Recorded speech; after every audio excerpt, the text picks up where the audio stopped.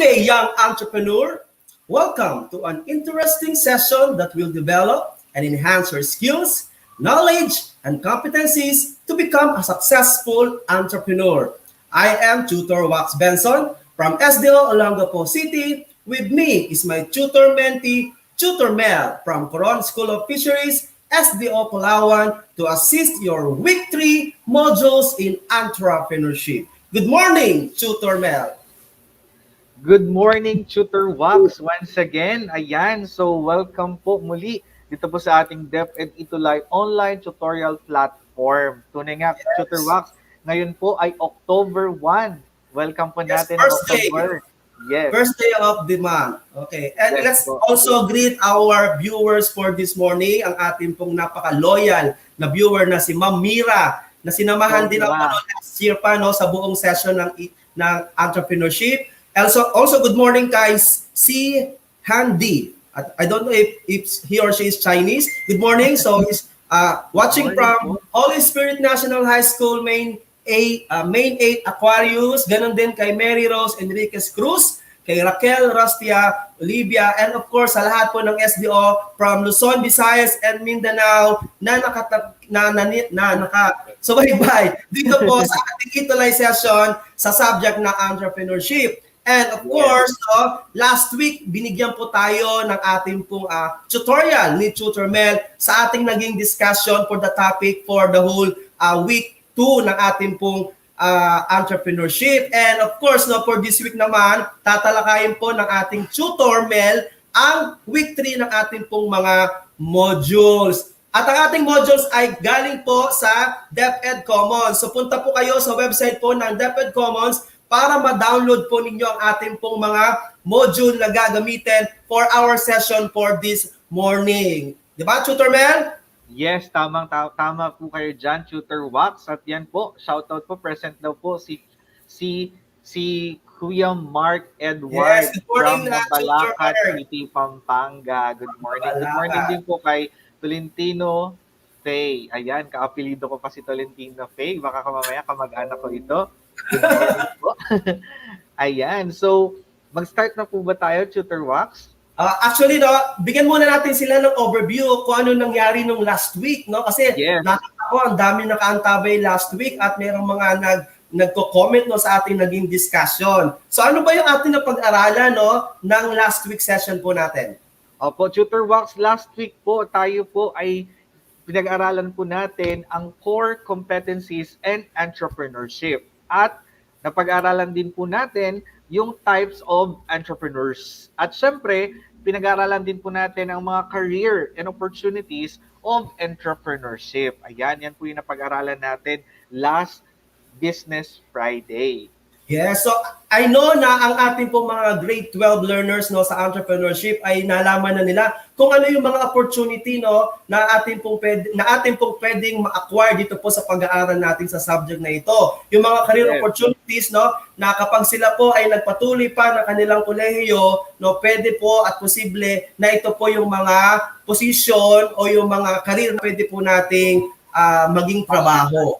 Yes, diba? Po kayo dan, Tutor Wax. Ayan, shoutout po kay kay Jeric from SDO Cabanatuan City. Ayan. Sabi naman po ni RJ Kalagwas, Mayap Abakap po.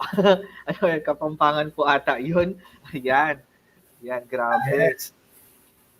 Yan, magandang umaga po sa inyo. Ayan, yes, so po. Si Tutor RJ nakaantabay din sa atin, si Tutor Jeric Santiago Diaz. Yes, magandang umaga po sa inyong lahat. So ano ba yung ating tatalakayin for this morning, Tutor Mel? Yes, Tutor Wax, tayo po ngayon ay nasa quarter 1, week 3. Ang ating pong topic for today is recognize a potential market. Ayan, tingin po, ready na ating mga online students or online learners. Yes, so sa ating pong mga online learners na nakatutok po sa ngayon, i-ready po ninyo ang inyong mga module, ang inyong pong mga pen at sabay-sabay po nating aralin at sagutan ang ating mga module. Magandang umaga, Maricar. Yes. Ayan. Okay, so I'll give you the floor at Tutor Mel. So take it away. Okay, thank you, Tutor Wax. Ayan, magandang pong umaga muli sa lahat po ng ating mga online learners at sa lahat po na nakikinig at sumusubaybay dito po sa DepEd Itulay Online Tutorial Platform. Ayan, sige po. So ngayon po, sabi nga ni Tutorbox kanina, ang saan po natin makikita ang ating self-learning module. Ayan po. At ang ating pong objectives for today, at the end of the tutorial, you are expected to learn and understand the sources of opportunities for business. Pangalawa, nating objectives, determine the essentials in the entrepreneur's opportunity seeking. Ayan, tingin ko, handa na ba kayong matuto? Sige nga. So, comment nga kayo sa ating comment section ng heart kung kayo ay handang-handa ng matuto ngayong umagang ito. Sige, comment kayo sa ating comment section. Ayan, ang dami na. Yes, excited na daw si Mira. Ayan, si Valerie Jane Biernes. Good morning po. Kay Loisa, hello po. Sabi ni Faye, good morning. Ayan, patuloy ko rin pong sinashoutout at binabati po ang SDS ng SDO Palawan, Sir Roger F. Capa, at ang aming pong ASDS, si Sir Arnie Ventura, PhD, at syempre po ang PSDS ng Coron Coastal District, Ma'am Christine Heidi Garceliano, at ang aming pong Vocational Administrator 1, Dr. Benjamin Ablasa, at syempre ang aming Head Teacher 6, Sir Joel E. Bedeja. At sa lahat po ng kasama po sa Coron School of Fisheries, magandang umaga po sa inyong lahat. Handa na daw po sila. Sige, kung handa na kayo, tayo ngayon ay magsasagot ng ating first activity. Ayan, what I know. Diba? So, read the statement carefully, then write true or answer, comment your answer in our comment section if the statement is correct, and write false if the statement is not correct. Okay? Ayan, Eliza Morcoso, good morning. Ayan, si Mia Dina, grade 12 ABF from Ford Maykawayan National High School. Good morning po. Sige, ating statement number 1, an entrepreneur enters a business because of its profitability. Ang isa daw entrepreneur ay nag-business dahil sa kita sa business. Ano kaya itong sagot natin? True ba ito o false? Ayan. John Mark Santiago, good morning po. Ayan, si DJ Fernando. Ayan, ano po ang sagot natin dito sa ating unang statement? It is false or it is true? Tama, true. Okay. Number 2 statement, new business ideas provide business opportunities. Yung atin daw pong naiisip ng mga new business ideas, nagpo-provide daw ng opportunity for business. Ano kaya ang sagot natin dito? It is true or false? Ayan, ang gagaling ng ating mga online learners. Ang sagot nila ay true. Napakahusay. Let's continue with our statement number 3. Sabi ni DJ Fernando, ni Mira, true daw. Ayan. Number 3, the entrepreneurial process starts with identification of entrepreneurial opportunities. Nagsisimula daw ba yung process ng entrepreneurial sa pag-identify ng opportunity? Saan kaya ito nag-start? Okay, malalaman natin. So, ang sagot dito ay false. Hindi po siya nag-start sa ating entrepreneurial identification. Okay, malalaman natin mamaya saan ba nag-start ang entrepreneurial process. Okay, next natin, statement number 4. 4. Discovery and advancement in the use of technology are additional good sources of business opportunities. Ayan. Discovery daw. True kaya ito? Ayan. Ang sagot po natin ay true. Okay, number 5. Last.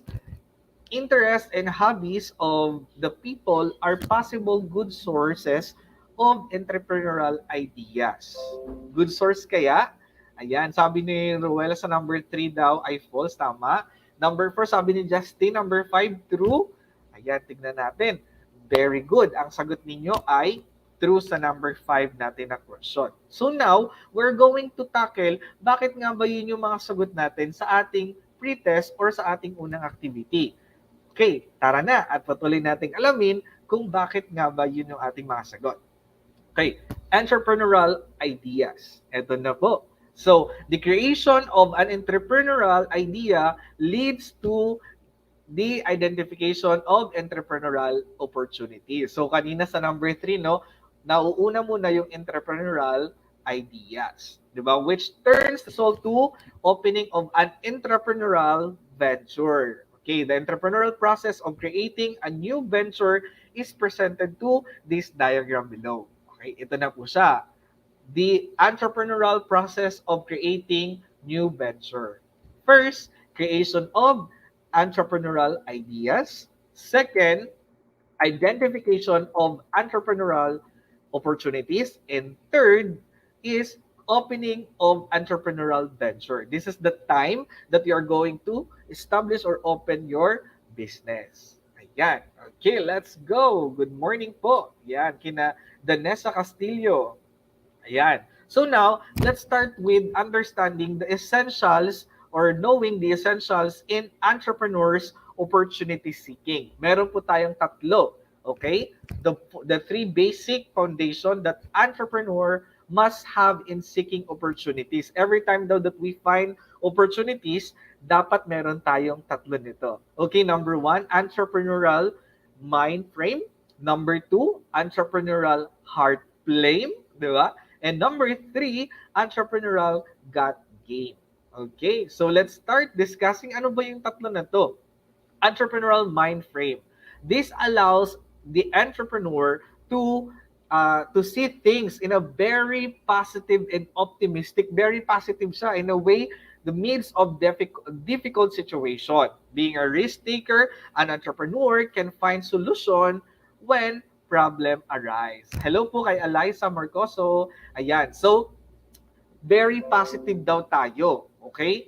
Ayan. So, di ba, kahit nas in the situation natin in the midst of pandemic, very positive pa rin tayo. Kasi meron tayong tinatawag na entrepreneurial mind frame. And number 2, which is the entrepreneurial heart flame. Ano naman kaya ito, no? Entrepreneurs are driven by passion. Wow, passion, no? Pag sinabi natin passion, it's from the heart. Diba? They are attracted to discover satisfaction in the act and process of discovery. Passion is a great desire of an entrepreneur to achieve his or her goal. Ibig sabihin from heart talaga, kaya from the heart talaga yung tinatawag natin na heart flame. Ayan po. And next natin is, siyempre, the entrepreneurial gut game. This refers to the ability of entrepreneur of being intuitive, diba? Intuitive, this also known as intuition. Although the gut game also means confidence in oneself and the firm's belief for that everything you aspire can be reached. Lahat ng pinaniwalang maabot mo. Parang meron kang great conviction, di ba? Yun. So those are the three most essential. When we say essential, this is very important. So we have number 1, entrepreneurial mind frame, entrepreneurial heart flame, and number 3, entrepreneurial gut game. Okay, so don't forget those essential because that's are very important. Okay, now let's go to the sources of opportunities. Now we're going to identify what are the sources of opportunities. Diba? Ano ba yung mga pinagmumulan ng mga opportunities na to? Hello kay Ruela Palermo. Good morning po kay Jane Cancesaran. Yan. Yan. Number 1, changes in the environment. Ito daw yung mga sources na pwede natin pagkunan ng ating business. Yan. Number 2, technological discovery and advancement.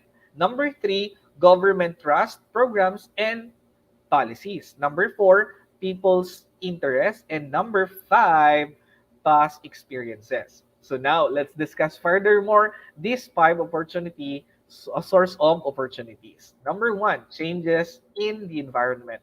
Entrepreneurial ideas arise when changes happen in the external environment.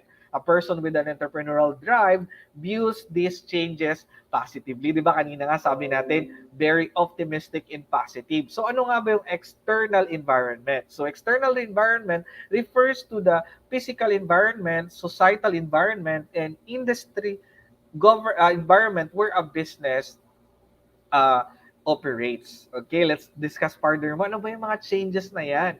So, under the external environment, changes in environment, so we have physical environment, we have societal environment, we have industry environment. So let's discuss furthermore what is physical environment. Ano ba yung nakapaloob dito? We have number one, climate.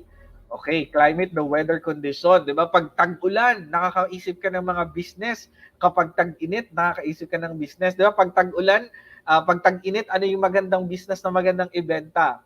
Naiisip natin lagi ay halo-halo kasi nga pampalamig yon. Pag tag-ulan naman, meron din tayo mga business na naiisip para doon sa particular na yon.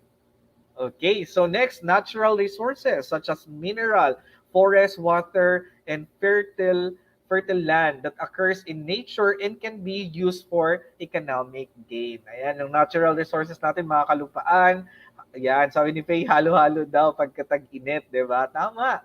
Yan. And syempre, wildlife include all mammals, birds, reptiles, fishes, etc. that live in the wild. Ito yung mga possible po natin mapagkunan ng ating source of opportunities sa ating venture. Okay? So we have number 2, societal environment. This refers to the political forces, includes all the laws, rules, and regulation that govern business practices as well as the permits, di ba? Approvals and licenses necessary to operate the business. Ito yung mga political. Lalo-lalo na kapag nag-start tayo ng business, very important that we secure permits. Tama? Di ba? Yan. Good morning po muli sa lahat ng ating mga manonood. Ayan. Shoutout din po kay Sir Perperio Giray, Master Teacher 1 ng Senior High School Department. Yan, nagpagamit mo ng kanilang computer lab for today. And syempre, we have economic forces such as income level and employment rate. Syempre, pag mas maraming employed, we can think more opportunities kasi mas marami silang kita, di ba? Tsaka depende rin sa income level nila. And now, let's discuss the societal parent, socio-cultural forces, custom, lifestyles, and values that characterize a society. In the different society, different customs, beliefs nila, we can make an opportunity from that. Also, technological environment. A new inventions, di ba? And technology innovations. Nakakapag-isip tayo pag may mga bago, di ba? So we can think from that. And also, we have industry environment refers to competitors, customers, creditors, employees, government, and suppliers na pwede nating mapag-isipan ng mga possible opportunities in our business. Yan.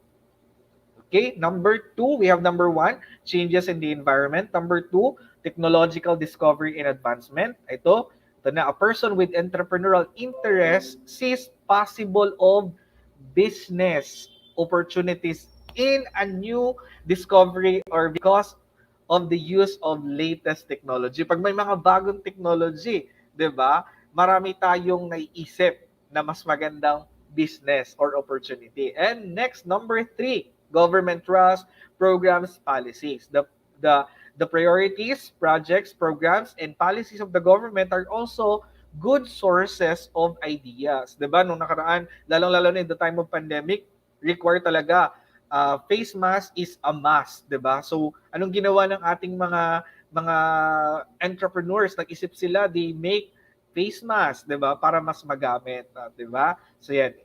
Kung lahat ng mga regulations, programs na binibigay ng government is a good way or source of ideas naman. And number 4, ayan na, number 4, people's interest. Ayan, ano ba to?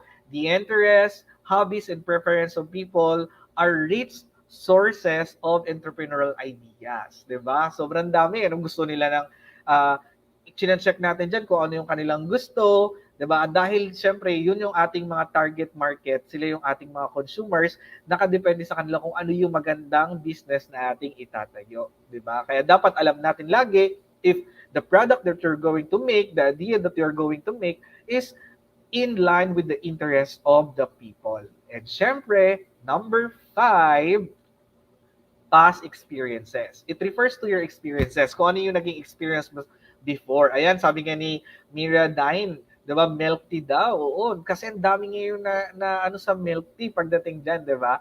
Yan, past experiences, the expertise and skills developed by a person who has worked in a particular field may lead to the opening of a related business enterprise. Yung experience mo, 'di ba, sa trabaho mo dati na namasukan ka bilang mananahe, naisip mo, ay, naku, pwede pala din ako magtayo, 'di ba? Nagtayo ka naman ng panibagong business. Okay? Ayan, good morning kay Crystal Joy, Agbayani Santiago, kay Enzo Santos, good morning po. Sabi niya, takoyaki. Yes, masarap po talaga yung takoyaki. Okay? So now we're able to discuss the 5 sources of opportunities, which are changes in the environment. Number 2, technological discovery and advancement. Number 3, government trust program and opportunities. And number 4, people's interest, di ba? Mga interest natin, iba-iba. Kasi interest then, it can be referring to the different, different age of level. Ayan, good morning po sa ating ay Marla Yuson, Mercado Grade 12, Emerald, listening, di ba? From LFG, ano to, Diamantina National High School, Cabanatuan East District. Ayan, good morning po sa ating mga manonood at sa ating mga online learners. At syempre, past experiences. So these are the possible sources of opportunities that an entrepreneur can see every time that there is a possible situation. Okay, recognize a potential market. Okay, I know that you listen in our discussion for today and we're going to have our assessment. Okay, ready na ba? Nakinig ba? Kung nakinig, sige nga, mag-comment nga kayo ng heart sa ating comment section kung kayo po ay nakinig talaga sa ating discussion for this morning. Ayan, kay Kathleen, Eunice, Nueva.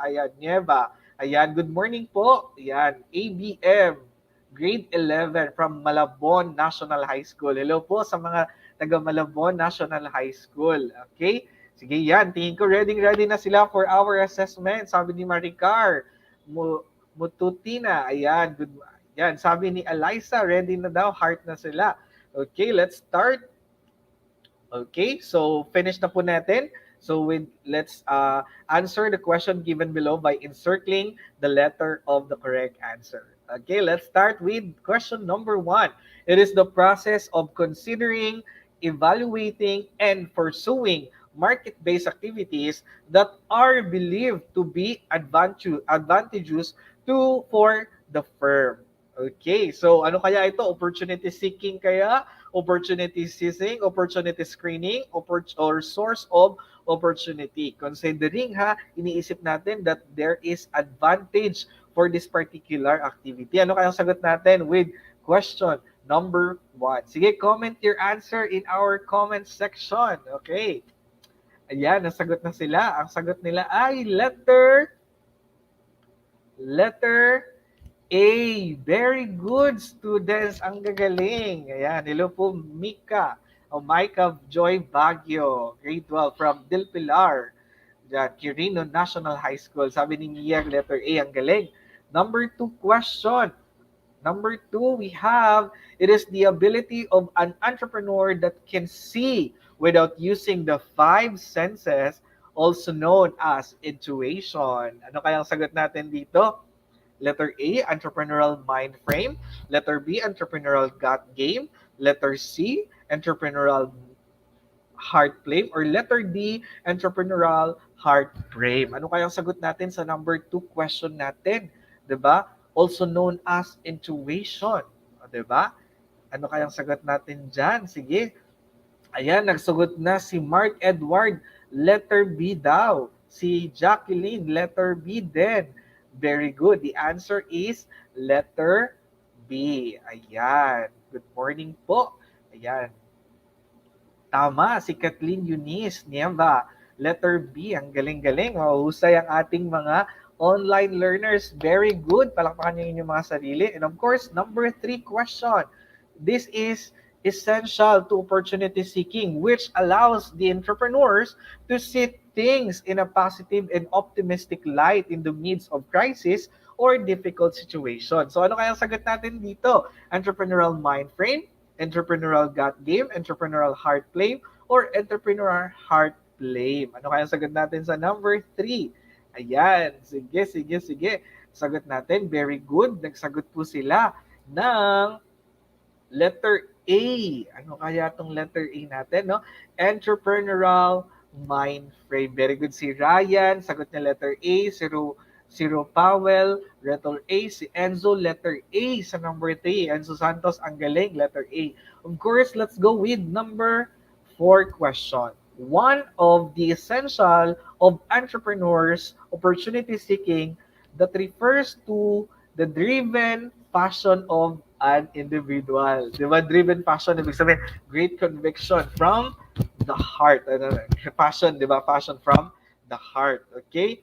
So, let's answer. So, the answer for number 4, ano kaya? Letter A, letter B, letter C, letter D.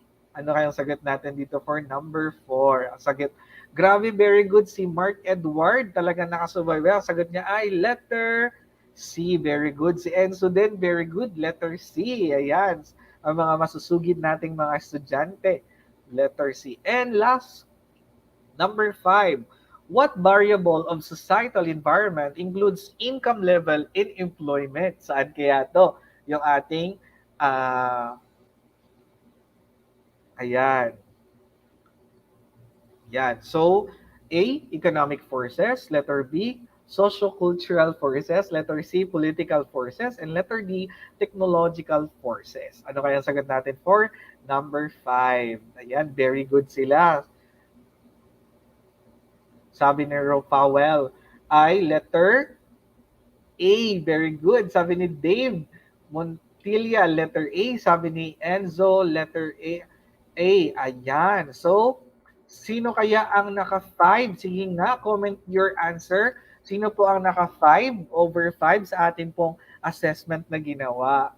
Ayan, 5 daw po si Mark Edward, si Elizabeth 5 din, si Mia 5 din, mahuhusay ang ating mga online learners, si Danessa, si Abigail 5, si Kathleen 5 over 5 na mahuhusay.